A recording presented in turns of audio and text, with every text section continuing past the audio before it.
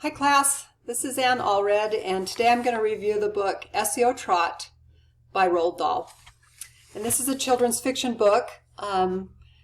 It's got pictures on every page, but it also has more text than what you consider a typical picture book.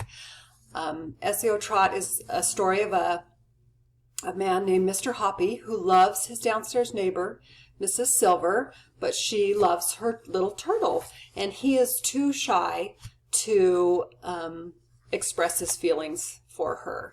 So one day she complains that her little Alfie turtle is not growing the way she feels like he should, and he says, well, I have a spell that will help him grow.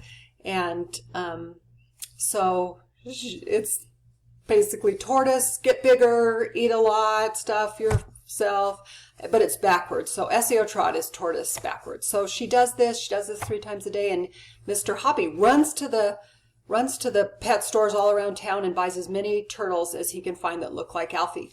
And each week he puts a turtle down that's slightly bigger, so gradually Alfie grows. And Mrs. Silver is so grateful to Mr. Hoppy and expresses her appreciation, and he feels like he can ask her to marry him, and they live happily ever after.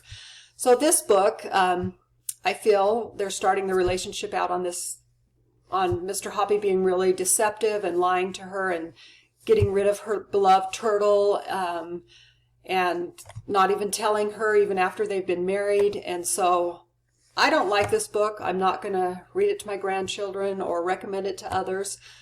But you know, when you read this book, you may feel like it's a great book. These two lonely people finally find each other, and they love each other, and they're happy, and maybe even you could teach your kids that, you know, maybe what Mr. Hoppy did wasn't really honest or truthful, and how could he have been better at, you know, expressing himself to Mrs. Silver. And so it might be a teaching moment for you. So let's look at some of the questions that we were supposed to ask ourselves when we're thinking about controversial literature. What does it mean to censor? So Mr. Hoppy's deceptive ways are throughout the book, so you can't really just black something out. So you'd either probably have to ban it or move it to a part of the library, the adult section or whatever, where kids aren't going to be able to find it. Another question is, what, if anything, should be censored? And is it your decision or responsibility to censor others?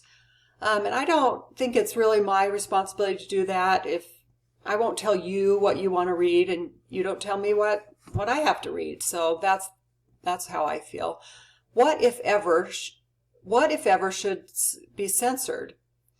And I think since certain types of censorship I welcome that. The movie ratings, for example, I like to kind of know what I'm getting into when I go to a movie, if it's going to be okay. And a book would be all right too. If I read a review that said, well, this has something inappropriate in it, I appreciate that.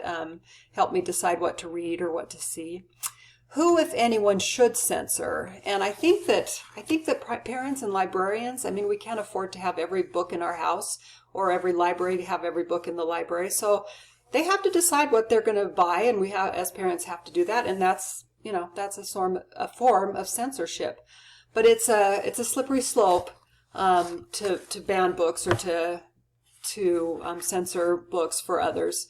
I'm sure there are people out there who would love to ban the Bible or the Book of Mormon, and you know, that's not cool. So I don't think that that's all right. And the final question is, who would you let censor for you? And as I mentioned before, I truly do appreciate opinions and you know, some ideas, and I respect, especially those I respect their opinions, and I respect that person. I appreciate them telling me what they feel about a book, but I wouldn't let anybody choose what books I read or don't read. Thank you.